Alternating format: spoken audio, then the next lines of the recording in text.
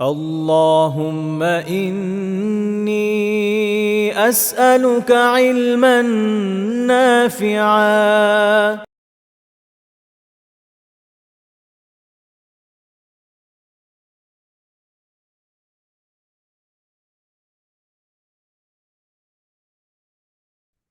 السلام عليكم ورحمة الله وبركاته. الحمد لله رب العالمين الرحمن الرحيم مالك يوم الدين، والصلاة والسلام على رسوله الأمين وعلى آله وصحبه أجمعين ومن تبعهم بإحسان إلى يوم الدين. أما بعد، فأعوذ بالله من الشيطان الرجيم. بسم الله الرحمن الرحيم. إنما يستأذنك الذين لا يؤمنون بالله واليوم الآخر وارتابت قلوبهم فهم في ريبهم يترددون. ولو أرادوا الخروج لأعدوا له عدة ولكن كره الله بعاثهم فثبتهم وقيل اقعدوا مع القاعدين. لو خرجوا فيكم ما زادوكم إلا خبالا ولأوضعوا خلالكم يبغونكم الفتنة وفيكم سماعون لهم والله عليم بالظالمين. لقد ابتغوا الفتنة من قبل وقلبوا لك الأمور حتى جاء الحق وظهر أمر الله وهم كارهون. ومنهم من يقول ائذن لي ولا تفتني ألا في الفتنة سقطوا وإن جهنم لمحيطة بالكافرين. আল্লাহ সুবহানাহু ওয়া তাআলার বিশেষ মেহেরবানি, ইলমান নাফিআর সৌজন্যে কোরআন মাজিদ পড়ি জেনে বুঝে শিরোনামে 222তম দিনের মতো আমরা কোরআন মাজিদের হালাকায় অংশগ্রহণ করতে পেরেছি। আমরা আল্লাহ সুবহানাহু ওয়া তাআলার শুকরিয়া আদায় করছি, আলহামদুলিল্লাহ। আজ আমরা ইনশাআল্লাহ মূলত সূরা তাওবার 48 নম্বর আয়াত থেকে তিলাওয়াত করব। তবে আয়াতের ধারাবাহিকতা রক্ষার্থে আমরা ইনশাআল্লাহ এবং বোঝার সুবিধার্থে আমরা পূর্ব থেকে আলোচনা করব। সূরা তাওবার 44 নম্বর আয়াত থেকে আল্লাহ সুবহানাহু ওয়া তাআলা এখানে তাবুক যুদ্ধের কথা উল্লেখ করছেন। রাসূল সাল্লাল্লাহু আলাইহি ওয়াসাল্লাম যখন তাবুক যুদ্ধে বের হলেন, তখন রাসূল সাল্লাল্লাহু আলাইহি ওয়াসাল্লামের সঙ্গে সাহাবা কেরাম বের হলেন। রাসূল সাল্লাল্লাহু আলাইহি ওয়াসাল্লামের জীবদ্দশায় এটি ছিল সবচেয়ে দূরের সফর এবং এটি ছিল মুসলিমদের জন্য সবচেয়ে আহ দূরের গজওয়া বা যুদ্ধ। রাসূল সাল্লাল্লাহু আলাইহি ওয়াসাল্লাম নিজে সশরীরে যে সকল যুদ্ধে অংশগ্রহণ করেছেন সে সকল যুদ্ধকে বলে গাজওয়া। মোট 27টি কিংবা 28টি গাজওয়া সংগঠিত হয় রাসূল সাল্লাল্লাহু আলাইহি ওয়াসাল্লামের জীবদ্দশায়, যার মধ্যে কিছু গাজওয়ায় লড়াই হয়েছে, কিছু গাজওয়ায় লড়াই হয় নাই। তাবুক ছিল সবচেয়ে দূরের গাজওয়া। বের হয়েছেন লড়াই করবার জন্য, কিন্তু আল্লাহ সুবহানাহু ওয়া তাআলা মুমিনদেরকে গনিমত দান করেছেন। কোন লড়াই এই যুদ্ধে সংগঠিত হয়নি, সবচেয়ে দূরের যুদ্ধ ছিল। এবং এটা এমন একটা সময় ছিল যখন গাছে ফসল প্রায় পেকে গিয়েছিল, খেজুরের সময় ছিল, প্রচন্ড গরম ছিল, খেজুর গাছের ছায়া তখন বেশ আরামদায়ক ছিল। তো এই মুহূর্তে যুদ্ধে বের হওয়া ছিল নিঃসন্দেহে অনেক কঠিন একটা কাজ। তো সেই সময় রাসূল সাল্লাল্লাহু আলাইহি ওয়াসাল্লাম যুদ্ধে বের হওয়ার আহ্বান করলেন। তো মুনাফিকরা রয়ে গেল, তারা গেল না। রাসূল সাল্লাল্লাহু আলাইহি ওয়াসাল্লাম যখন ফিরে এলেন, তখন নানা রকম ওজোর পেশ করতে শুরু করলেন। রাসূল সাল্লাল্লাহু আলাইহি ওয়াসাল্লাম তাদের বাহ্যিক ওজোর অনুযায়ী গ্রহণ করলেন। আল্লাহ সুবহানাহু ওয়া তাআলা বললেন রাসূল সাল্লাল্লাহু আলাইহি ওয়াসাল্লামকে কেন আপনি গ্রহণ করলেন? হাত্তা ইয়াতাবায়ানা লাকাল্লাযিনা সাদাকু ওয়া তা'লামাল কাযিবিন। যতক্ষণ না আপনার কাছে স্পষ্ট হতো কে সত্য বলছে কে মিথ্যা বলছে। হ্যাঁ, তো এরপর আল্লাহ রাব্বুল আলামিন বলছেন যে যারা ঈমান এনেছে, লা ইস্তাযিনুকাল্লাযিনা ইউমিনুনা বিল্লাহি ওয়াল ইয়াউমিল আখির আন ইউজাহিদু বিআমওয়ালিহিম ওয়া আনফুসিহিম। যারা আল্লাহর প্রতি এবং পরকাল দিবসের প্রতি বিশ্বাস রাখে, ঈমান রাখে, প্রকৃত মুমিন যারা, তারা আপনার কাছে এই অনুমতি চাইতে আসবে না যে তারা আল্লাহ সুবহানাহু ওয়া তাআলার রাস্তায় লড়াই, নিজেদের জান এবং মাল নিয়ে লড়াই করতে তাদের কোনো সমস্যা আছে। লড়াই না করার জন্য তারা কোনো ওজর পেশ করতে আসবে না। তো ওজর থাকতে পারে, কিন্তু সমস্ত ওজরকে, সমস্ত প্রতিবন্ধকতাকে তারা ম্যানেজ করে। হ্যাঁ, অনেকের ঘোড়া নাই, ঘোড়া ছাড়াই তারা লড়াই করতে চলে গেছেন। বাহন নাই, বাহন ছাড়াই লড়াই করতে চলে গেছেন। এক বাহনে একাধিক ব্যক্তি আরোহণ করছেন, কেউ হাঁটছেন কেউ আরোহণ করছেন, একটু পর আবার পালা বদল করে কেউ হাঁটছেন কেউ আরোহণ করছেন, এভাবে লড়াই করতে গিয়েছেন। ভারী তরবারি নাই, হালকা তরবারি নিয়ে চলে গিয়েছেন। তো মুমিনরা ওজর পেশ করতে আসবে না। আল্লাহু আলিমুম বিল মুত্তাকিন, আল্লাহ সুবহানাহু ওয়া তাআলা তো মুত্তাকিনদেরকে জানেন, তারা ওজর পেশ করতে আসবে না। কারা আসবে? ইন্নামা ইস্তাযিনুকাল্লাযিনা লা ইউমিনুনা বিল্লাহি ওয়াল ইয়াউমিল আখির। যারা আল্লাহর প্রতি বিশ্বাস রাখে না, পরকাল দিবসের প্রতি বিশ্বাস রাখে না, শুধুমাত্র তারাই আপনার কাছে অনুমতি প্রার্থনা করতে আসবে লড়াই না করার ব্যাপারে। যাদের অন্তরের অবস্থা কেমন? ওয়ার্তাবাদ কুলুবুহুম, অন্তরের অবস্থা হচ্ছে দুদুল্যমান, হ্যাঁ, টালমাটাল একটা অবস্থা। ফাহুম ফি রাইবিহিম ইয়াতারাদ্দাদুন, ফলে তারা তাদের এই দ্বিধাদ্বন্দ্বের মাঝে ঘুরপাক খেতে থাকে। লড়াই যাব, এক মন বলছে যাবে, আর এক মন বলছে যাবে না, এক মন বলছে না যাই, আর এক মন বলছে না যাওয়ার দরকার নাই।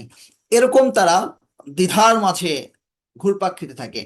এটা তাদের ইমানের দুর্বলতা। তো আল্লাহ আরাদুল খুরুজা, তো আল্লাহ সুবহানাহু ওয়া তাআলা বলছেন, নজর পেশ করতে এসেছে যে ইয়া রাসূলুল্লাহ, বের হতে তো চেয়েছিলাম কিন্তু আমার মা অসুস্থ হয়ে পড়েছে। ইয়া রাসূলুল্লাহ, বের হতে তো চেয়েছিলাম কিন্তু আমার স্ত্রী অসুস্থ হয়ে পড়েছে। ইয়া রাসূলুল্লাহ, বের হতে চেয়েছিলাম দেখে আমার পেট খারাপ হয়ে গেছে। নানা রকম ওজোর তাদের আছে।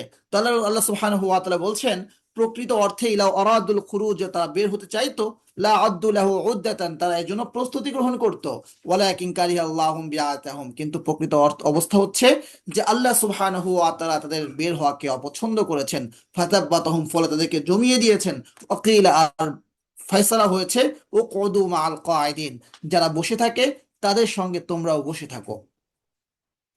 বসে থাকে কারা? বৃদ্ধরা, অসুস্থরা, নারীরা, যাদের যুদ্ধে যাওয়া ফরজ নয়, তাদের সঙ্গে তোমরাও বসে থাকো। তো আল্লাহ সুবহানাহু ওয়া তাআলার ফয়সালা এটা, যেটা আমরা বাংলায় কি বলি, চুরি পরে বসে থাকা। তো চুরি পরে থাকো। তো এখানে সেটাই যে কুদু মাল কায়দিন, যারা বসে আছে তাদের সঙ্গে তোমরাও বসে থাকো। লাউ খরাজু ফিকুম মা যাদুকুম, তো আল্লাহ সুবহানাহু ওয়া তাআলা কেন চাননি তারা বের হোক? যদি তারা বের হতো তোমাদের সাথে, মা যাদুকুম ইল্লা খাবালা, তাহলে তারা তোমাদের শুধু ক্লান্তি বাড়াতো, শুধু ঝামেলাই বাড়াতো। ওয়াল আওদাউ খিলালাকুম, তোমাদের মাঝে শুধু ফিতনা সৃষ্টি করতো, ইয়াবগুনাকুমুল ফিতনা, বিভিন্ন ধরনের ঝামেলা তৈরি করতো ফিতনার উদ্দেশ্যে। অফিকুম সাম্মাউনা লাহুম, তোমাদের মাঝে রয়েছে তাদের কি, কান পাতা ব্যক্তি, মানে কথা লাগানো ব্যক্তি, যার কথা শুনে এরপর গিয়ে কথা লাগায়। শুনছো, এই কথা তো বলেছে, অমুক তো এই কথা বলেছে, এই যে আহ, কান পড়া লাগানো, তারপরে মানে কথাকে ছড়ানো, কুটনামি করা, এই জাতীয় ব্যক্তিরা রয়েছে তাদের পক্ষ থেকে তোমাদের মাঝে, মানে মুনাফিকরা রয়েছে। আল্লাহু আলিমুম বিয-যালিমিন, আল্লাহ সুবহানাহু ওয়া তাআলা জালেমদের সম্পর্কে ভালো জানেন।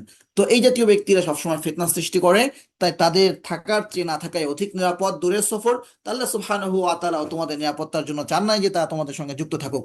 লাকাদ ইবতাগাউল ফিতনাতা মিন ক্বাবলু, আল্লাহ সুবহানাহু ওয়া তাআলা বলছেন, সঙ্গে থাকলে তা যে ফিতনা বাড়াতো, তা যে ফিতনা অন্বেষণের উদ্দেশ্যে যে বিভিন্ন বিশৃঙ্খলা সৃষ্টি করত, এটা তো নতুন কিছু না। লাকাদ লাকাদ ইবতাগাউল ফিতনাতা মিন ক্বাবলু, ইতিপূর্বেও তারা এই ধরনের ফিতনা অন্বেষণ করেছে, এই ধরনের ফিতনা চেয়েছে, ফিতনা সৃষ্টি করতে চেয়েছে।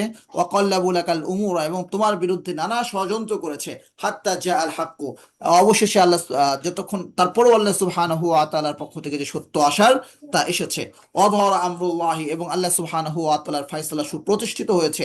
অহুম কারিহুন, যদিও তারা সেটা অপছন্দ করে, তারা অপছন্দ করে। এরপর আল্লাহ সুবহানাহু ওয়া তাআলা সত্য, আল্লাহ সুবহানাহু ওয়া তাআলার পক্ষ থেকে সত্য এসে গিয়েছে, এবং আল্লাহ সুবহানাহু ওয়া তাআলার ফয়সালা সুপ্রতিষ্ঠিত হয়েছে। কিন্তু তারা এটা চায় নাই, তারা চেয়েছে ষড়যন্ত্র করতে, ফিতনা সৃষ্টি করতে, তাই তারা নানা ধরনের ফিতনা সৃষ্টি করেছে। অমিনহুম মান ইয়াকুলু দাল্লি ওয়ালা তাফতিননি, এই মুনাফিকদের মধ্যে, খবিসদের মধ্যে কেউ কেউ এমনও আছে যারা বলে যে দাল্লি, ইয়া রাসূলুল্লাহ, আমাকে অনুমতি দেন, লা তাফতিননি, আমার ফিতনায় ফেলেন না। যুদ্ধে বের হওয়াটাকে তাদের কাছে ফিতনা মনে হয়। হ্যাঁ, যুদ্ধে বের হওয়াটাকে তাদের কাছে ফিতনা মনে হয়। যেমন একজন ব্যক্তি এসে বললো যে ইয়া রাসূলুল্লাহ, আমি যদি বের হই তাইলে যুদ্ধে তো নারীরাও বের হয়। নারীরা কেন বের হয়? নারীরা বের হয় ওই যে মুসলিমদের সেবা করার জন্য। সবাই তো লড়াই করে, তো যারা অসুস্থ হয়ে যায় তাদের শুশ্রূষা করার জন্য, মুমিনদের পানিগুলো সরবরাহ করার জন্য, তারপরে রান্না বান্না করার জন্য, এই কাজগুলো যুদ্ধে নারীরা করতো। তো নারীরা যুদ্ধে বের হতো। তো এক ব্যক্তি এসে বলছে, ইয়া রাসূলুল্লাহ, আমাকে ফিতনায় ফেলেন না, আমি একটু দুর্বল দুর্বল ইমানের মানুষ। যদি আমাকে নিয়ে আপনি যুদ্ধে যান, যেমন জাদ বিন কায়েস সে ব্যক্তির নাম, যদি আপনি আমাকে নিয়ে যান তো বনু আসফার গোত্রের নারীদেরকে দেখলে আমার মধ্যে ফিতনা সৃষ্টি হয়। হ্যাঁ, তো তাদের উপর আমার চোখ পড়বে, তো আমি ফিতনায় পড়ে যাবো। ইয়া রাসূলুল্লাহ, তার চেয়ে আমাকে রেখে যান। আল্লাহ সুবহানাহু ওয়া তাআলা বলছেন এই জাতীয় কথা বলবে যে আমাকে অনুমতি দেন, আমাকে ফিতনায় ফেলবে না, ফেলেন না। আলা ফিল ফিতনাতি সাকাতু, আল্লাহ সুবহানাহু ওয়া তাআলা বলছেন তারা তো ফিতনায় পড়েই গিয়েছে। হ্যাঁ, তো আল্লাহ সুবহানাহু ওয়া তাআলার আদেশ লঙ্ঘন করা, রাসূল সাল্লাল্লাহু আলাইহি ওয়াসাল্লামের আদেশ লঙ্ঘন করা, ইসলামের ফরজ বিধান কিতাল থেকে পিছিয়ে থাকা, হ্যাঁ, বিশৃঙ্খলা সৃষ্টি করা, এই যে, এবং আল্লাহ সুবহানাহু ওয়া তাআলার বিধান না মানার ক্ষেত্রে ওজর অন্বেষণ করা, এটার চেয়ে বড় ফিতনা কি হতে পারে? তো তা তো ফিতনায় অলরেডি পড়ে গেছে। এটার চেয়ে তা যদি যুদ্ধের ময়দানে বের হতো, চক্ষুকে হেফাজত করতো, এটা সহজ ছিল না? এটা সহজ ছিল। তো এবং এটা তো আসলে প্রকৃত অর্থে তার ফিতনায় পড়তো না, এটা তারা তাদের কথার কথা বলেছে, কথার কথা ওজোরটাকে তারা একটা সুন্দরভাবে উপস্থাপন করছে যে ইয়া রাসূলুল্লাহ, আমার ওখানে পড়লে আমার ইমানের জন্য খতরনাক বিষয় ছিল, আমি ফিতনায় পড়ে যেতাম। হ্যাঁ, তো তার চেয়ে বরং আমি রয়ে গেলে আমার ইমানটা হেফাজত থাকবে। তো আল্লাহ সুবহানাহু ওয়া তাআলা বলছেন যে তারা বলে যে কেউ কেউ এসে বলে ইদানলি, আমাকে অনুমতি দিন, ওয়ালা তাফতিননি, আমাকে ফিতনায় ফেলেন না, আলা ফিল ফিতনাতি সাকাতু। আল্লাহ সুবহানাহু ওয়া তাআলা বলছেন আরে সে তো ফিতনায় পড়ে গেছে, ওয়া ইন্না জাহান্নামা লামুহীতাতুম বিল কাফিরিন। আর এটার চেয়ে বড় ফিতনা কি হতে পারে যে আল্লাহ সুবহানাহু ওয়া তাআলা জাহান্নাম, আল্লাহ সুবহানাহু ওয়া তাআলা আদেশে জাহান্নাম কাফেরদেরকে বেষ্টন করে রেখেছে। এদের হালত হচ্ছে ইন তুসিবকা হাসনাতুন তাসুহুম, এই মুনাফিকদের অবস্থা, যদি কোনো কল্যাণ আপনাকে স্পর্শ করে তাহলে তারা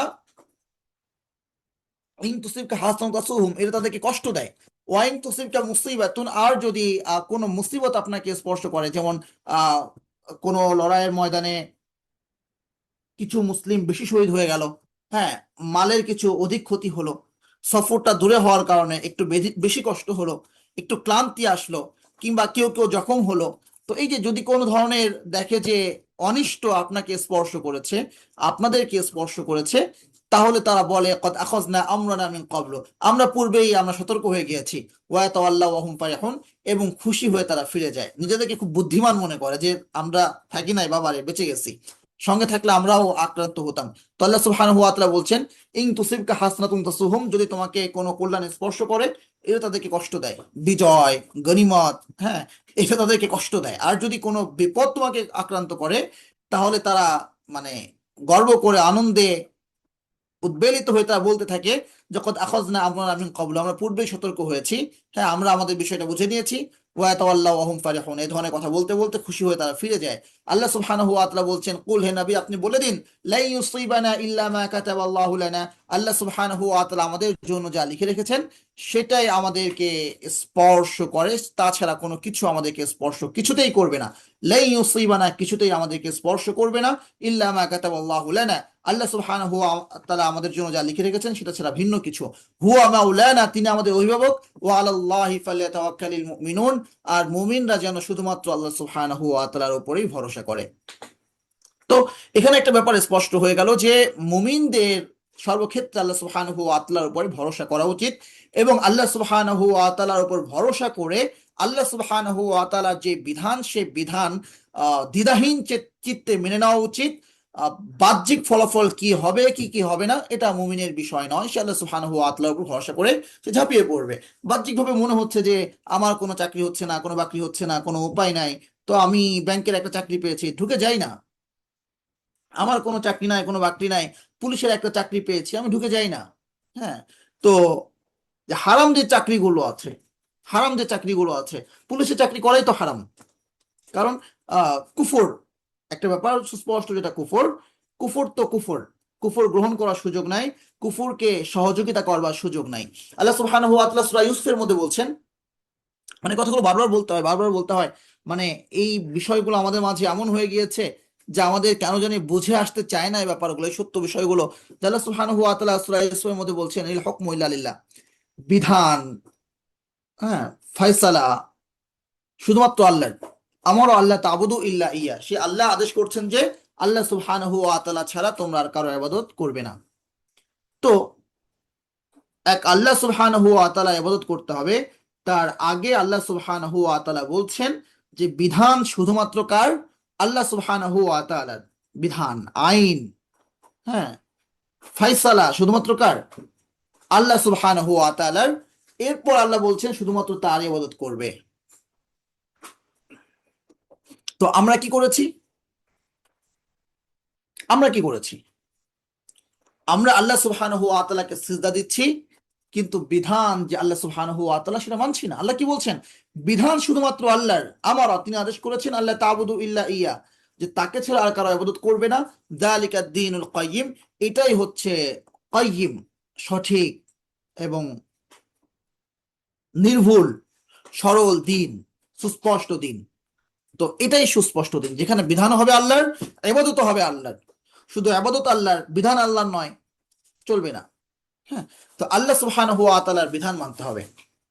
দেখেন আল্লাহ সুবহানাহু ওয়া তাআলা কোরআন মাজিদে ইহুদি এবং নাসরাদের কথা বলেছেন, ইত্তাখাযু আহবারহুম ওয়া রুহবানাহুম আরবাবাম মিন দুনিল্লাহ। তারা আল্লাহকে রেখে তাদের আহবারদেরকে, তাদের রুহবানদেরকে রব রূপে গ্রহণ করেছে। এই রব রূপে গ্রহণ করাটা কি ছিল? এই রব রূপে গ্রহণ করা ছিল যে তাদের রুহবান যারা, তাদের পাদ্রী যারা ছিল, তাদের ধর্মীয় গুরু যারা ছিল, তারা যেটাকে হালাল বলতো সেটাকে হালাল মানতো, তারা যেটাকে হারাম বলতো তারা সেটাকে হারাম মানতো। যেমন আমাদের অনেকে পীরদের কথা মানে, কোরআন সুন্নাহ না থাকলে বলে যে এটা ইলমে লাদুনী, পীরদের কাছে এসেছে। হ্যাঁ, এটাও রব মানা। তো আল্লাহ সুবহানাহু ওয়া তাআলা তাদের বিধান মানাকে আল্লাহ সুবহানাহু ওয়া তাআলা বিধানের বিপরীতে এইটাকে তারা কি বলছেন? রব বলছেন। এটাকে রব বলছেন, যে বিধান আল্লাহ সুবহানাহু ওয়া তাআলা ছাড়া ভিন্ন কারো মানা মানে হচ্ছে ভিন্ন কাউকে রব রূপে গ্রহণ করা। মক্কার মুশরিকরা শিরকটা করতো কোথায়? তারা আল্লাহ সুবহানাহু ওয়া তাআলাকে রব মানতো এই সেন্সে আল্লাহ তাদেরকে সৃষ্টি করেছেন। তারা আল্লাহ সুবহানাহু ওয়া তাআলাকে রব মানতো এই সেন্সে যে আল্লাহ সুবহানাহু ওয়া তাআলা তাদেরকে রিজিক দিচ্ছেন। তারা আল্লাহ সুবহানাহু ওয়া তাআলাকে রব মানতো এই সেন্সে যে আল্লাহ সুবহানাহু ওয়া তাআলা তাদেরকে জীবন দেন, আল্লাহ সুবহানাহু ওয়া তাআলা তাদেরকে মৃত্যু দেন। ভারত উপমহাদেশের হিন্দু এবং সেই সময় জাহেলিয়াতের আরবদের যা মুশরিক ছিল তাদের মধ্যে একটা পার্থক্য আছে। তারা সৃষ্টিকর্তা, লালন পালন কর্তা, রিজিক দাতা, জীবন দাতা, মৃত্যু দাতা হিসেবে একমাত্র আল্লাহ সুবহানাহু ওয়া তাআলাকে বিশ্বাস করত। আর এখানে তারা ভাগ করে নিয়েছিল, কেউ এদের কল্যাণের দেবতা, কেউ এদের অকল্যাণের দেবতা, কেউ এদের মানে বিদ্যার দেবতা, কেউ এদের সৃষ্টিকর্তা, এবং নানাভাবে তারা দেবতাদেরকে ভাগ করে ফেলেছিল। তাহলে সবাই যে বহু দেবতার পূজা করতো, সেটা হচ্ছে তারা মনে করতো এরা আল্লাহ সুবহানাহু ওয়া তাআলা অধিক প্রিয়। আল্লাহ সুবহানাহু ওয়া তাআলা কোরআনে বলেছেন যে মা না'বুদুহুম ইল্লা লিয়ুকাররিবুনা ইলাল্লাহি যুলফা, যে আমরা এদের ইবাদত করছি এরা আমাদেরকে আল্লাহ সুবহানাহু ওয়া তাআলা নিকটবর্তী করবে। আর ভারত উপমহাদেশে এরা পূজা করতো যে এরাই হচ্ছে দেবতা, এরাই আল্লাহ সুবহানাহু ওয়া তাআলার একটা অংশ। দুটো ভিন্ন জিনিস। তো যাই হোক, তারা বিশ্বাস করতো যে আল্লাহ সুবহানাহু ওয়া তাআলা তাদেরকে সৃষ্টি করেছেন, কিন্তু ইবাদত করতো ভিন্ন কারো। ভিন্ন কারো ইবাদত করলে যেমন শিরক হবে, আল্লাহ সুবহানাহু ওয়া তাআলা ইবাদত করে আল্লাহ সুবহানাহু ওয়া তাআলা বিধান না মানাও শিরক হবে। যেমন আল্লাহ সুবহানাহু ওয়া তাআলা ইহুদি এবং খ্রিস্টানদের ক্ষেত্রে বলেছেন, ইত্তাখাযু আহবারহুম ওয়া রুহবানাহুম আরবাবা মিন দুনিল্লাহ। তাহলে বিধান মানতে হবে আল্লাহর, ইবাদত করতে হবে আল্লাহর, রিজিক দাতা, জীবন দাতা, মৃত্যু দাতা হিসাবেও গ্রহণ করতে হবে আল্লাহর। এক কথায় যে আল্লাহ সুবহানাহু ওয়া তাআলার যে পরিচয়গুলো আছে, যেগুলো আল্লাহ সুবহানাহু ওয়া তাআলা আমাদেরকে জানিয়েছেন, সবগুলোকে এক আল্লাহর জন্য সাব্যস্ত করা। সেখানে হাকিম আছে, আল্লাহ বিচারক, আল্লাহ ফয়সালাকারী। সেখানে খালেক আছে, আল্লাহ সৃষ্টিকর্তা। সেখানে ইলাহ আছে, একমাত্র আল্লাহর ইবাদত করতে হবে। হ্যাঁ, আর সেখানে রাহিম আছে, একমাত্র আল্লাহ সুবহানাহু ওয়া তাআলাই প্রকৃত দয়া করতে পারেন। হুম, যতগুলো নাম আছে সবগুলোর প্রতি আল্লাহ সুবহানাহু ওয়া তাআলাকে বিশ্বাস করা। তো মৌলিকভাবে বললে আল্লাহ সুবহানাহু ওয়া তাআলা যে রিজিক দাতা, সৃষ্টিকর্তা, এটা বিশ্বাস করা, এবং একমাত্র আল্লাহ সুবহানাহু ওয়া তাআলার ইবাদত করা, এবং একমাত্র আল্লাহ সুবহানাহু ওয়া তাআলার বিধান মানা, এই সবগুলো মিলে হচ্ছে দিন। ইনিল হুকমু ইল্লা লিল্লাহ আমারা লা তা'বুদু ইল্লা ইয়্যাহ। ইহুদিরা যেমন তাদের আহবারদেরকে রব রূপে গ্রহণ করেছিল, ধর্মীয় আলেমদেরকে, তো আমরা আমাদের দেশে মক্কার মুশরিকরা যেমন 360টা মতো দেবতা বানিয়ে নিয়েছিল, আমরা ঠিক একইভাবে আমাদের দেশে 350টা মূর্তি বানাইছি। কতগুলো মূর্তি? 350টা মূর্তি। তার মধ্যে প্রথম পর্যায়ে আমরা 300টা মূর্তি বানিয়েছি, এরপরে আরো 50টা দেবী আমরা গ্রহণ করেছি। এই ব্যাপারগুলো আমি একটা ভেঙে বলছি, বলবার প্রয়োজন হচ্ছে যে আমাদের এই কুফুরগুলো বুঝে আসে না, মানে এই যে হারামগুলো বুঝে আসে না, যে পুলিশের চাকরি কেন হারাম হবে, এটা বুঝে আসে না আমাদের।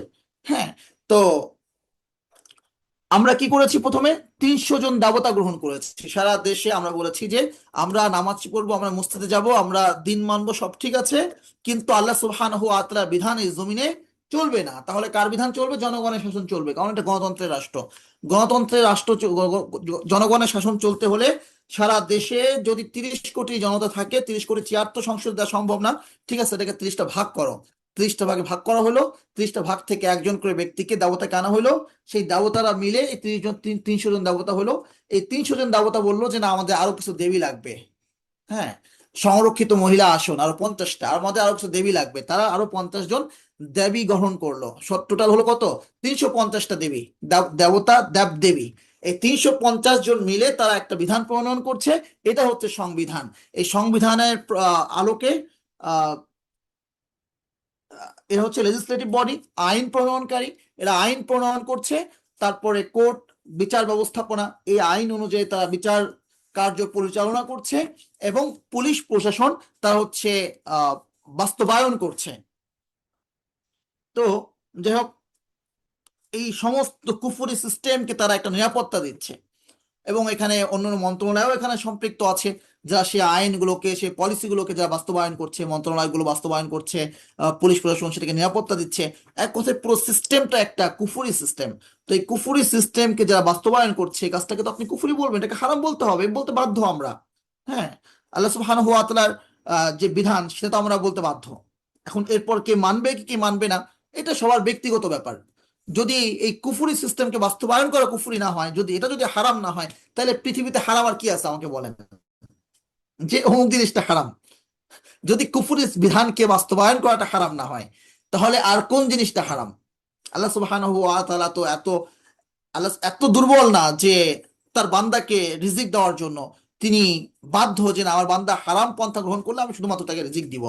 তো যে কথাটা আমরা বলছিলাম, আল্লাহ সুবহানাহু ওয়া তাআলার পক্ষ থেকে যখন কোনো বিধান আসে তখন দ্বিধাহীন চিত্তে সেটাকে মেনে নেওয়া, এর পরিণতি কি হবে, বাহ্যিক যে পরিণতি আমি দেখতে পাচ্ছি সেটাকে উপেক্ষা করা, এবং আল্লাহ সুবহানাহু ওয়া তাআলার ভরসা করা। তো দূরের প্রস্তুতি, দূরে বের হতে হবে যুদ্ধের জন্য।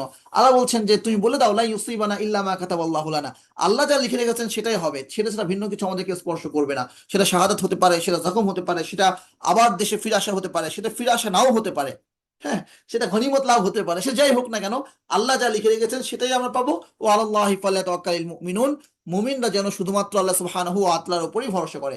কুল আনফিকু তাওআন আও কারহান লা ইউতাকাব্বালা মিনকুম, মুনাফিকদের অবস্থা অনুযায়ী আল্লাহ সুবহানাহু ওয়া তাআলা বলছেন তুমি তাদেরকে বলে দাও, আনফিকু তাওআন, তোমরা স্বেচ্ছায় কিংবা বাধ্য হয়ে খরচ করো না কেন, লা ইউতাকাব্বালা মিনকুম, তোমাদের থেকে তা কিছুতেই গ্রহণ করা হবে না। ইন্নাকুম কুনতুম কওমান ফাসিকিন, নিশ্চয় তোমরা ফাসিক সম্প্রদায়, তোমাদের থেকে তা কিছুতেই গ্রহণ করা হবে না। তার দুটো অর্থ। একটা অর্থ হচ্ছে যে রাসূল সাল্লাল্লাহু আলাইহি ওয়াসাল্লাম তা গ্রহণ করবেন না, নাই তাকাব্বালা মিনকুম, গ্রহণ করা হবে না। মুনাফিকদের সম্পদ নেওয়া হবে না, হারাম সম্পদ নেওয়া হবে না। হ্যাঁ, আরেকটা হচ্ছে যে না, গ্রহণ তো করা হবে কিন্তু আল্লাহ সুবহানাহু ওয়া তাআলা সাদাকা হিসাবে এটাকে কবুল করবেন না। ইন্নাকুম কওমান ফাসিকিন, নিশ্চয় তোমরা ফাসিক সম্প্রদায়। ওমা মানাআহুম আন তুকবালা মিনহুম নাফাকাতুহুম, আল্লাহ সুবহানাহু ওয়া তাআলা বলছেন যে তাদের সাদাকা গ্রহণ করা হবে না কেন, কি সমস্যা? গ্রহণ করার পথে প্রতিবন্ধকতা সৃষ্টি করেছে শুধুমাত্র এই বিষয়টি, আন্নাহুম কাফারু বিল্লাহি ওয়া বিরাসূলিহি, তারা আল্লাহ এবং তার রাসূলকে অস্বীকার করেছে, কুফরি করেছে। আল্লাহ এবং তার রাসূলকে অস্বীকার করেছে। কিভাবে অস্বীকার করলো? আল্লাহ এবং তার রাসূলের বিধানকে তারা প্রত্যাখ্যান করেছে। হ্যাঁ, এইভাবে ওয়ালা ইয়াতুনা সলাতা ইল্লা ওয়া হুম কুসালা, আল্লাহ এবং তার রাসূলকে তারা প্রত্যাখ্যান করেছে। তো এটা বুঝবা কি করে? বুঝার বাহ্যিক উপকরণ হচ্ছে যে তারা সালাতের কাছে আসে অলসতার সাথে। ওয়ালা ইয়াতুনা সলাতা ইল্লা ওয়া হুম কুসালা, নামাজে যখন আসে অলসতার সঙ্গে আসে, আসতে চায় না। হুম, আসলেও কোন রকম নামাজটা তারা পড়ে, সে শক্তে পড়ে। তো নামাজে অলসতার সঙ্গে আসা, নামাজকে বোঝা মনে করা, এটা এটা মুনাফিকদের একটা লক্ষণ। তো তাদের সালাত কেন, তাদের সাদাকা কেন গ্রহণ করা হবে না? তারা আল্লাহ এবং তার রাসূলকে অস্বীকার করে আর নামাজে তারা অলসতার সঙ্গে আসে। তার মানে হচ্ছে যে আমার নামাজটা ঠিক হওয়া জরুরি। হ্যাঁ, নামাজটা ঠিক হওয়া জরুরি, এটা সিলি কোনো বিষয় না, এটা ছোট কোনো বিষয় না। নামাজটা ঠিক হওয়া জরুরি, অলসতার সঙ্গে দাঁড়ানো, সে সপ্তাহে কোন রকম নামাজ পড়া। হ্যাঁ, তারপরে হচ্ছে নামাজের ব্যাপারে সিরিয়াস না হওয়া, এটা অত্যন্ত ভয়ঙ্কর। সালাতের ব্যাপারে সিরিয়াস না হওয়া, এটা অত্যন্ত ভয়ঙ্কর, এটা মুনাফিকদের লক্ষণ। কোন মুনাফিক? যাদের সাদাকা পর্যন্ত আল্লাহ গ্রহণ করছেন না, যে তোমার নামাজ ঠিক নাই, তোমার আর কি ঠিক আছে? রাসূল সাল্লাল্লাহু আলাইহি ওয়াসাল্লাম বলছেন, আউয়ালু মা ইউহাসাবু বিল আবদু ইয়াউমাল কিয়ামাতিস সালাহ, কিয়ামতের দিন বান্দার সর্বপ্রথম নামাজের হিসাব হবে। হ্যাঁ, তো আর খালিদ রাসূল সাল্লাল্লাহু আলাইহি ওয়াসাল্লাম বলছেন, যা নামাজ ঠিক তার সমস্ত কিছু ঠিক, যা নামাজ ঠিক হয়ে যাবে তার সমস্ত কিছু ঠিক হয়ে যাবে। তো সালাতে যে ব্যক্তি অলসতার সঙ্গে দাঁড়ায়, ঠিকভাবে পড়ছে না, ঠিকভাবে সে আহ আদায়ের ব্যাপারে যত্নশীল নয়, সে মুনাফিক, তার সাদাকে গ্রহণ করা হবে না। সাদাকে গ্রহণ না করার পিছনে এটা একটা কারণ। তো সমস্ত কিছু, আমার কুরবানি বলি, আমার সমস্ত কিছু বলি, যা কিছু আমি করি না কেন, আমার সালাদটা আগে জরুরি। আমাদের মধ্যে অনেকে আছে যা দিন কায়েমের চেষ্টা করি, যা দিনের দিনের বিধান বাস্তবায়নের চেষ্টা করি, তারা অনেক বড় বড় কথা বলি, অনেক বড় বড় লেকচার দিই, অনেক বড় বড় আলোচনা করি, আল্লাহ সুবহানাহু ওয়া তাআলা আমাকে হেফাজত করুন, সকলকে হেফাজত করুন, কিন্তু নিজেদের নামাজের ব্যাপারে, নিজেদের ব্যক্তি আমলের ব্যাপারে সচেতন না বা সচেতন নই আমরা। তো এই ব্যাপারে আল্লাহ সুবহানাহু ওয়া তাআলা আমাদেরকে হেফাজত করেন যে নামাজের ব্যাপারে কোনো ধরনের অলসতা করা যাবে না। আর অলসতা করা ছাড়া মুনাফিকরা নামাজ পড়তেও পারবে না। কারণ কি, আল্লাহ সুবহানাহু ওয়া তাআলা বলছেন ওয়া ইন্নাহা লাকাবীরাতুন ইল্লা আলাল খাশিঈন, যারা আল্লাহকে ভয় করে, যারা খুশু খুশুর সঙ্গে চলে, এরা ছাড়া অন্যদের জন্য নামাজটা বড় বোঝা। নামাজের জন্য শক্তি প্রয়োজন। যেমন আপনি দেখবেন যে একজন কুলি 50 কেজির একটা বস্তা বহন করে আছে, হ্যাঁ, বহন করে নিয়ে এসে দৌড়াচ্ছে, রড কাঁধে নিয়ে এসে দৌড়াচ্ছে। পাহাড়ে গিয়ে আপনি দেখবেন যে বড় বড় বোঝা কাঁধে নিয়ে এসে পাহাড়ে উঠে যাচ্ছে, আর আপনার এমনি আপনি উঠতে কষ্ট হয়ে যাচ্ছে। তো সে উঠতে পারে, আপনি উঠতে পারেন না, কুলি বহন করতে পারে, আপনি বহন করতে পারেন না। এটা কেন? ফিজিক্যাল একটা অ্যাবিলিটির বিষয় আছে, শক্তির বিষয় আছে। শক্তি যেমন আমাদের কম থাকে অনেক সময়, আমরা পারি না। ঠিক একইভাবে সালাত একটা বোঝা, ওয়াইন্নাহা লাকাবীরা, এটা একটা বোঝা, এটা একটা ভারী জিনিস। এটার জন্য শক্তি প্রয়োজন। এটা কোন শক্তি? এটা আধ্যাত্মিক শক্তি, এটা ইমানের শক্তি। এই ইমানের শক্তি না থাকলে ঠিকভাবে পড়া সম্ভব না। আপনি দেখবেন যে একজন মানুষ, সে আহ, আহ, 5 কেজি বোঝা বহন করে 2 মিনিট হাঁটলে, 5 মিনিট হাঁটলে সে ক্লান্ত হয়ে যাচ্ছে, সে ঘেমে যাচ্ছে, হ্যাঁ, ঘর্মাক্ত হয়ে যাচ্ছে। আর একজন মানুষ, সে 20 কেজির ওয়েট নিয়ে সে বারবার তুলছে নামাচ্ছে, সে ব্যায়াম করছে। তো পার্থক্যটা কোথায়? অ্যাবিলিটি। হ্যাঁ, ঠিক একইভাবে নামাজটা একটা ফুরফুরে জিনিস। আপনি পড়বেন, আপনি মজা পাবেন, আপনি স্বাদ পাবেন, অন্যরকম একটা আনন্দ পাবেন। রাসূল সাল্লাল্লাহু আলাইহি ওয়াসাল্লাম কি বলছেন? জয়লাত কুররাতু আইনি ফিস সালাহ, আমার চোখের শীতলতা নামাজের মধ্যে। রাসূল সাল্লাল্লাহু আলাইহি ওয়াসাল্লাম পেরেশানিতে পড়ে যেতেন, নামাজে দাঁড়াইতেন, পেরেশানি দূর হয়ে যেত। তো চোখের শীতলতা নামাজের মধ্যে একটা মজা আছে, একটা স্বাদ আছে, একটা স্বাদ আছে। অনেক সময় আছে না যে অনেক ধরনের ক্লান্তির পরেও বাবা পরিশ্রম করলেন, ঘাম ঝরালেন, ঘাম ঝরিয়ে আহ দেখা যাচ্ছে যে সন্তানের জন্য কিছু একটা কিনে আনলেন ঈদের আগে বা অন্য কোনো সময়। অনেক পরিশ্রম করেছেন, সামান্য কিছু টাকা ইনকাম করেছেন, কপাল থেকে ঘাম ঝরছে, হ্যাঁ, আহ গায়ে কাপড় আড়সাটো হয়ে লেগে গেছে ঘামে। এরপরে প্রচন্ড রোদের মধ্যে তিনি এসেছেন, হাতে একটা ব্যাগ আছে, সন্তানের জন্য শপিং এর যে ব্যাগটা আনার পর সন্তানের হাতে দিয়েছে। সন্তান জামাটা পরে যে পরিমাণ খুশি হয়েছে বা গিফটটা পেয়ে যে পরিমাণ খুশি হয়েছে, বাবা ভুলে যাচ্ছেন। তো বাবার কিন্তু কষ্ট হয়েছে, কষ্ট হয়নি তা না, কষ্ট হয়েছে। আপনি নামাজ পড়ছেন, দাঁড়িয়ে দাঁড়িয়ে নামাজ পড়ছেন, আপনার কষ্ট হচ্ছে, আপনার পা ফুলে যাচ্ছে, কষ্ট হচ্ছে। কিন্তু এই যে বাবা যখন গিফটটা তার সন্তানকে দিল, সন্তান যে একটা হাসি দিল, বাবাকে যেভাবে জাযাকাল্লাহ বললো, তার যেভাবে তার উৎফুল্লতা সে প্রকাশ করলো, বাবা একটা তৃপ্তি পেয়েছে। তার কাছে মনে হয়নি তার এই কষ্ট করাটা ব্যর্থ, তার কাছে মনে হয়েছে আমার কষ্টটা সার্থক। এইভাবে আবার কষ্টটা করতে চায়, সে চায় সন্তানের মুখে এভাবে আবার হাসি ফোটাতে, সে আবার কষ্ট করতে, আবার সন্তানকে এইভাবে খুশি করতে। তো এভাবে নামাজ পড়তে কষ্ট হবে, কিন্তু এই কষ্টের পরে একজন মুত্তাকি যে প্রকৃত অর্থে নামাজ পড়ে, সে এক ধরনের স্বাদ অনুভব করে। যে স্বাদ অনুভব করার কারণে তার যে কষ্টটা, এই কষ্ট তার কাছে কোনো কষ্ট মনে হয় না। আমরা আমাদের বাঙালিরা অনেক সময় ঝাল খেতে পছন্দ করি। তো ঝাল খাওয়ার পর দেখা যায় চোখ দিয়ে পানি পড়ছে, নাক দিয়ে পানি পড়ছে, শোষাচ্ছে, হ্যাঁ, তারপর সে ঝাল খাচ্ছে, সেটা মজা পাচ্ছে। ঠিক আছে? তো এরকম ব্যাপারটা আর কি, যে আপনার কষ্ট হবে কিন্তু আপনি মজা পাবেন। তো এটা তার কাছে কঠিন মনে হয় না। তো একজন মুত্তাকির সালাতটা এমন, সে রাত জেগে সালাত আদায় করবে, নামাজ পড়তে পড়তে পা ফুলে যাবে কখনো কখনো। বৃদ্ধ মানুষ দাঁড়িয়ে থাকতে পায় না, তবু সে দাঁড়িয়ে থেকে নামাজ পড়ছে, সে কষ্ট করছে কেন? কারণ সে একটা তৃপ্তি পাচ্ছে। কিন্তু মুনাফিক এই তৃপ্তি পায় না, সে মজাটা সে পায় না। তো যার ফলে সে নামাজ তার কাছে কোনো অর্থ তেমন বহন করে না। সে কোন রকমকে নামাজ পড়ে, সে নামাজের ফজিলত এক কথায় সে প্রকাশ্যে দেখতে পায় না। লা ইয়াতুনা সলাতা ইল্লা ওয়া হুম কুসালা, সে অলসতার সঙ্গে নামাজে দাঁড়ায়, নামাজের কাছে আসে। ওয়ালা ইনফিকুনা ইল্লা ওয়া হুম কারিহুন, আর যতটুকু খরচ করে বাধ্য হয়ে খরচ করে, অপছন্দের সাথে খরচ করে, খরচ করতে হয় তাই করে। সবাই দিচ্ছে, না দিলে কেমন দেখা যায়, তাই সেও দেয়। হুম, সমাজে চলতে হলে না দিলে মানুষ তাই কৃপণ বলবে, তাই সেও দিচ্ছে। তো ফলে তজিব কামু আলুহুম ওয়ালা আওলাদুম, তো এই ব্যক্তিদের যাদের নামাজ ঠিক নাই, যারা দান করলে বাধ্য হয়ে করে, অপছন্দের সাথে করে, আল্লাহ এবং তার রাসূলের প্রতি যেমন বিশ্বাস হওয়া দরকার ছিল সে বিশ্বাস তাদের নাই, এদের অনেক সম্পদ হয়ে গেছে, এদের অনেক সন্তান আছে। ফলে তজিব কামু আলুহুম ওয়ালা আওলাদুম, তাদের সন্তান, তাদের সম্পদ যেন আপনাকে মুগ্ধ না করে। সুবহানাল্লাহ। তাদের সম্পদ মানে যার ইমান নাই, যার নামাজ ঠিক নাই, এদের সম্পদ দিয়ে কি হবে?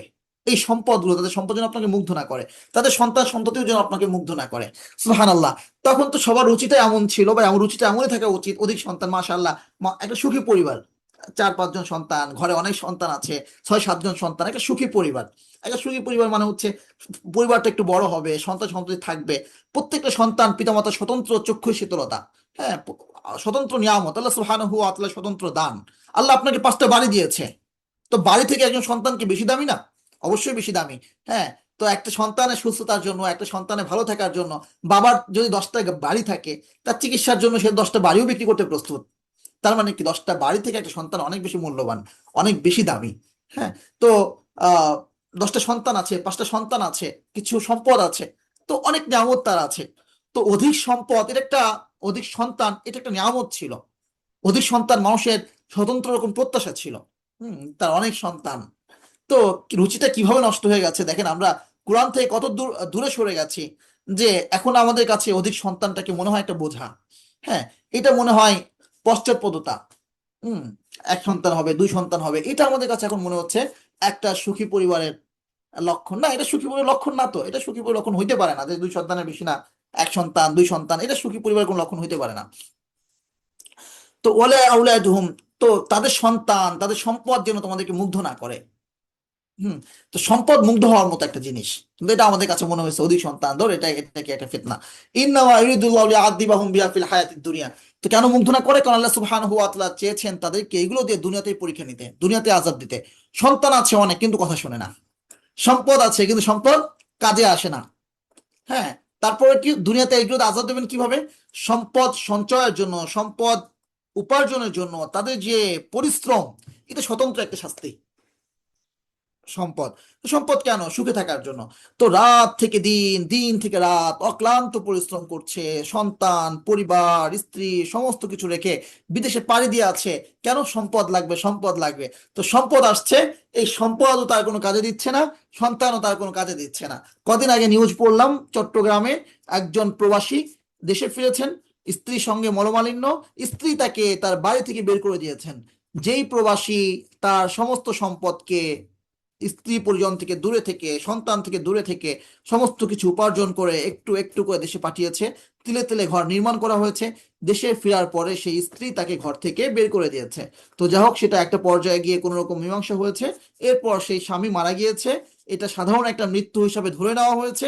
এরপর যখন গ্রামের বাড়িতে এনে তার দাফন কাফন করা হবে, কাফন পরানো হয়েছে, জানাজা চলছে, জানাজা চলা অবস্থায় কেউ কেউ লক্ষ্য করেছেন যে সেই মৃত ব্যক্তির কাফনের কাপড়ে অস্বাভাবিক রক্ত।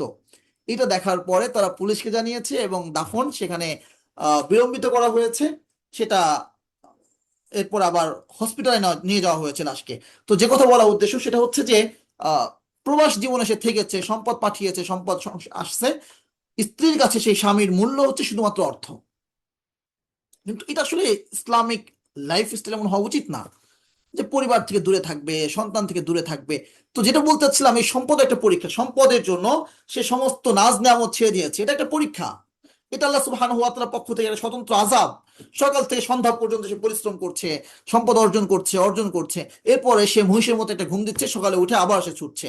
না তার পরিবারের সময় দেওয়ার সময় আছে, না তার সন্তানের পড়ালেখার খোঁজ খবর নিচ্ছে, না তার সন্তানের তরবিয়ত নিয়ে তার কোনো চিন্তা আছে, না তার দিনের কোনো ফিকির আছে, না সে জীবনটাকে সেটা উপভোগ করছে। সম্পদ সম্পদ আর সম্পদ। তো এই যে সম্পদের পিছনে ছুটতে থাকা, এটা স্বতন্ত্র একটা আযাব। হুম, আল্লাহ সুবহানাহু ওয়া তাআলা কাফেরদেরকে, যারা সম্পদের পিছনে ছুটে, তাদেরকে এই আযাব দ্বারা সুবহানাহু ওয়া তাআলা অনেক সময় পরীক্ষা নেন। তো ওই একটা গল্প আছে না, আমরা ছোটবেলায় পড়েছি, যে একজন মাঝি সে নদীর পাড়ে বসে আছে। হ্যাঁ, সে তার নৌকায় বসে গান গাচ্ছে। তখন একজন ধনকুবের সেদিক দিয়ে যাচ্ছিল, বললো যে তুমি কেন অলস বসে আছো এখানে গান গাচ্ছ? তুমি যদি আরো বেশি পরিশ্রম করতে তাহলে তো তোমার আরো বেশি টাকাও আসতো। তো তিনি বললেন যে আমি টাকা দিয়ে কি করব? তো বললো যে টাকা হলে তুমি আরেকটা নৌকা কিনতে, আরেকটা নৌকা হলে কি হবে, আরেকটা নৌকা হলে তুমি সেই নৌকায় চড়ে আরেকটা নৌকা কিনে তুমি আরো বেশি টাকা উপার্জন করবে। তো তারপর কি হবে? তারপর তুমি একটা ইন্ডাস্ট্রি দিবে, ইন্ডাস্ট্রি করলে কি হবে? সেখানে অনেক মানুষ কাজ করবে, তোমার আরো টাকা হবে। তারপর কি হবে? তারপর তুমি মনের সুখে ঘুমাবে। তো তিনি বললেন যে আমি তো এখনই মনের সুখে ঘুমাই। তো এই যে একটা অধিক সম্পদ হলে অধিক সুখ, এ একটা ফিতনা। এই ফিতনা দ্বারা আল্লাহ সুবহানাহু ওয়া তাআলা কাফেরদেরকে পরীক্ষা নেন। তো আল্লাহ সুবহানাহু ওয়া তাআলা বলছেন যে তাদের সম্পদ এবং তাদের সন্তান যেন তোমাদেরকে মুগ্ধ না করে, কারণ আল্লাহ সুবহানাহু ওয়া তাআলা এগুলো দিয়েই তাদেরকে দুনিয়ায় আযাব দিতে চান। অতাযাক্কা আনফুসুহুম, আল্লাহ সুবহানাহু ওয়া তাআলা চান যে তাদের নফস, তাদের আত্মা বের হয়ে যাক, মানে তাদের মৃত্যু হোক এমন অবস্থায় যখন কাফিরুন, তারা কাফের।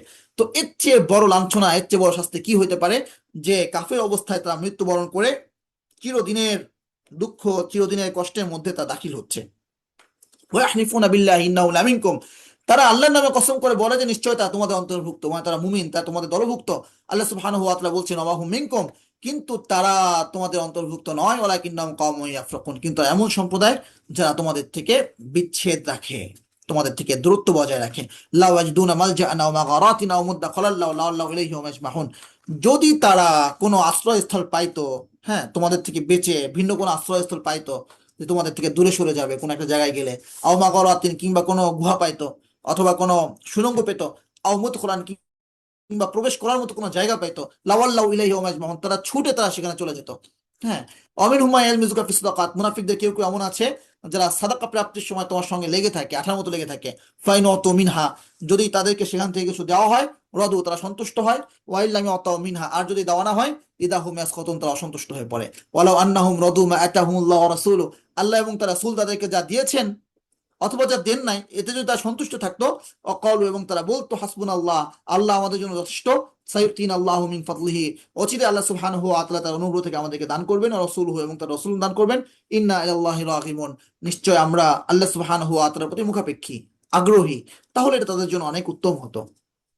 আল্লাহ সুবহানাহু ওয়া তাআলা বলছেন সাদাকা মূলত কাদের জন্য, সাদাকার খাত, এগুলো আমরা মনে রাখবো যে এই সাদাকার খাতগুলো অত্যন্ত গুরুত্বপূর্ণ। আমরা এই ব্যাপারগুলো, সাদাকা স্বতন্ত্রভাবে পড়াশোনা করার জিনিস, সাদাকা নিয়ে স্বতন্ত্রভাবে আলোচনা হওয়ার জিনিস, কিন্তু আমাদের কাছে সাদাকা নিয়ে কোনো আলোচনা তেমন একটা হয় না। আল্লাহ সুবহানাহু ওয়া তাআলা বলছেন ইন্নামাস সাদাকাত, সাদাকা শুধুমাত্র লিল ফুকারা, দরিদ্রদের জন্য, ওয়াল মাসাকিন, মিসকিনদের জন্য, মিসকিনদের জন্য, তারপরে ওয়াল আমিলিন আলাইহা, যারা সাদাকা নিয়ে কাজ করে তাদের জন্য, ওয়াল মুআল্লাফাতি কুলুবুহুম, এবং যদি এমন হয় যে নও মুসলিম কেবল ইসলাম গ্রহণ করেছে, তাদেরকে সাদাকা দিলে তাদের জন্য সহজ হয়, দিন মানা সহজ হয়, কিংবা ইসলাম এখনো গ্রহণ করে নাই, তাদেরকে দিলে তারা ইসলাম গ্রহণে উদ্বুদ্ধ হবে। হ্যাঁ, অফির রিকাবে, কিংবা তারও কারো দাসত্ব লাভে, দাসত্ব থেকে মুক্তির জন্য, কিংবা জেলবন্দি আছে তাকে সেখান থেকে ছাড়িয়ে আনার জন্য, ওয়াল গারিমিন, ঋণগ্রস্ত ব্যক্তির জন্য, অফিস সাবিলিল্লাহ, আল্লাহর রাহে যারা লড়াই করছে, যারা আইন তলবে অন্বেষণে ব্যস্ত আছে, অবনিস সাবিল, এবং যারা মুসাফির পথিক, যাদের বাড়িঘর দূরে, এখানে কেউ নাই কিন্তু তাদের এই মুহূর্তে তাদের সমস্ত অর্থ শেষ হয়ে গিয়েছে, এরা হচ্ছে যাকাত সাদাকার অন্যতম খাত। তাহলে কারা কারা? ফকির, যা দরিদ্র, যা মিসকিন। আচ্ছা দেখেন, এই যে খাতগুলো বলা হয়েছে, এই খাতগুলোর মধ্যে স্বাবলম্বীকরণ কোনো খাত আছে? কোনো খাত নাই। তো স্বাবলম্বীকরণ যে জাকাতের আলাদা কোনো বা সাদাকার আলাদা কোনো খাত না, যে স্বাবলম্বীকরণ করতেই হবে। অথচ আমরা অনেক সময় এটাকেই অধিক প্রাধান্য দিয়ে থাকি। একজন ব্যক্তির, আমি সবসময় বলি যে একজন ব্যক্তির গরু আছে, একজন ব্যক্তির একটা রিক্সা আছে, তো তার সন্তান অসুস্থ হয়ে পড়েছে। তো অসুস্থ হয়ে পড়লে সে কি করছে? তার গরুটা সে বিক্রি করে দিচ্ছে সন্তানের জন্য। হ্যাঁ, একজন ব্যক্তির সন্তান আছে, তার বিয়ে দিতে হবে, তো তার জন্য একটা গরু আছে, সেই গরুটা বিক্রি করে দিচ্ছে তার সন্তানের বিয়ের জন্য। একজন ব্যক্তির রিক্সা আছে, অসুস্থ হয়ে পড়েছে, চিকিৎসার জন্য সে রিক্সাটা বিক্রি করে দিচ্ছে। অথবা ঋণ আছে, সে ঋণ এখন আদায় করতেই হবে যে কোনো মূল্যে। তার একটা বাগান ছিল, একটা জমি ছিল, জমি বিক্রি করে সে ঋণটা পরিশোধ করছে। এগুলো হচ্ছে না? হচ্ছে। তাহলে এগুলো হচ্ছে জাকাতের অধিক বড় খাত, অধিক জরুরি জিনিস। কিন্তু আমরা কি করি? আমাদের কাছে কেন জানি, কে যেন কিভাবে যেন প্রতিষ্ঠা করেছে জাকাতের একটা খাত হচ্ছে স্বাবলম্বীকরণ খাত। হুম, রিক্সা কিনে দাও, এটা কিনে দাও, সেটা কিনে দাও। তো যা ভাই, যার রিক্সা ছিল সে রিক্সা বিক্রি করে দিচ্ছে যেই বিষয়টার জন্য, যে প্রয়োজনের জন্য, সেটাকে আপনার কাছে প্রয়োজন মনে হয় না। এখন এটা একটা ট্রেন্ড হয়ে গেছে, ট্রেন্ড হয়ে গেছে। আপনি 20 জন অসুস্থ ব্যক্তিকে আপনি টাকা দিবেন, টাকা দিয়ে দিচ্ছেন চিকিৎসার জন্য, চিকিৎসা হচ্ছে, এটা তো দেখা যাচ্ছে না, তাই না? সহজ। কিন্তু আপনি 20 জনকে 20টা রিক্সা কিনে দিলেন, একসঙ্গে ছবি তুললেন, ফটো, মানে ফটো শুটিং হলো, হ্যাঁ, ফটো সেশন করলেন, এটা এরপর একটা সুন্দর একটা প্রচার হলো, কিছু ঘর বানাই দিলেন একসঙ্গে, ভালো প্রচার হলো। তো এটা একটা ভালো একটা প্রচারের জায়গা। হুম, তো নিঃসন্দেহে এই যে দরিদ্র, যে মিসকিন, সবাই হকদার, সবাই পাবে। কিন্তু কেমন একটা ট্রেন্ড হয়ে গেছে যে না, স্বাবলম্বী করতে হবে, স্বাবলম্বী করতে হবে। আপনি যদি তার নিডটা প্রয়োজন করে দেন, সে স্বাবলম্বী এমনিই হবে। আপনি যদি সবাই ব্যবসায় নামায় দেন, তো চাকরি কে করবে? দাসত্বের প্রথা তো আল্লাহ সুবহানাহু ওয়া তাআলা এমনি রাখেন নাই। সবাই যে ধনী হয়ে যায় ব্যাপারটা তো এরকম না, সবাই যে উদ্যোক্তা হবে ব্যাপারটা তো এরকম না, এবং সবাই তো উদ্যোক্তা হওয়ার মানসিকতা রাখে না। এই পৃথিবীতে অনেক মানুষ এমন আছে যে ব্যবসা করতে পারবে না, যে ব্যবসার জন্য না, যে চাকরির জন্য, যাকে চাকরি করতে হবে, সে চাকরির জন্যই উপযুক্ত। আমি এমন অনেক মানুষকে দেখেছি যে চিন্তা করছে যে সে আহ, ব্যবসা করবে। কেন? 9টা 5টা অফিস করা তার জন্য, তার পক্ষে সম্ভব না। অনেক অফিস করেছে, তো এত সময় সে অফিসে কেন দিবে? হুম, স্বাধীন ব্যবসা করবে, সে তাহলে দিনের কাজ করতে পারবে, এই করবে, সেই করতে পারবে। সে ব্যবসা শুরু করেছে। ব্যবসা শুরু করলে চাকরিতে সে বাধ্য হয়ে যেত টাইম মেনটেন করতো, এখন সে টাইম মেনটেন করে না। তার মন চাইলেও ব্যবসায় যায়, মন না চাইলে যায় না। 30 লাখ 1 কোটি টাকা নিয়ে নেমেছে, 1 বছর 2 বছর 3 বছর পর দেখা গেছে তার সমস্ত পুঁজি শেষ হয়ে গেছে, সে ব্যবসার জন্য উপযুক্ত না। কারণ তাকে ঠেলতে হয়, তাকে বাধ্য করতে হয়, সে সেলফ মোটিভেটেড না। তো যার ফলে সে ব্যবসায় গিয়ে ধরা খেয়েছে। অফিসে তাকে বাধ্য করা হতো যে তোমাকে এখন অফিসে আসতেই হবে, তোমাকে এখনই অফিস থেকে বের হতে হবে, এবং তাকে বাধ্য করা হতো এই সময়ের মধ্যে তোমাকে তোমার কাজ আমাকে দিতে হবে। তো সে ওটার জন্য উপযুক্ত ছিল। তো মূল ব্যাপারটা হচ্ছে মানুষের প্রয়োজন পূর্ণ করা। এরপরে আহ যার ব্যবসার প্রতিভা আছে সে উঠে দাঁড়াবে, সে ঘুরে দাঁড়াবে। হুম। যার স্কিল ডেভেলপ করা দরকার সে করতে পারবে, তার এমনিই হবে। তো এমন এমন জায়গায় আমরা উম্মার কোটি কোটি টাকা খরচ করছি যেগুলো আসলে জাকাতের মূল বা সাদাকার মূল জায়গা না, কিন্তু এমন অনেক জায়গা অবহেলিত আছে যে জায়গাগুলোতে আসলে আমাদের খরচ করা উচিত। উত্তরবঙ্গে, পশ্চিমবঙ্গে, বিভিন্ন জায়গায় সামান্য অর্থের অভাবে অনেক মানুষ খ্রিস্টান হয়ে যাচ্ছে। সেগুলো নিয়ে আমাদের মাথা ব্যথা নাই, মাথা ব্যথা হওয়া উচিত। আল্লাহ আমাকে এবং আমাদের সকলকে এই বিষয়গুলো নিয়ে ফিকির করার তৌফিক দান করেন। আজকে আমরা সূরা তাওবার 60 নম্বর আয়াত পর্যন্ত তেলাওয়াত করলাম। ইনশাআল্লাহ আগামী সপ্তাহে আমরা 61 নম্বর আয়াত থেকে তেলাওয়াত করব।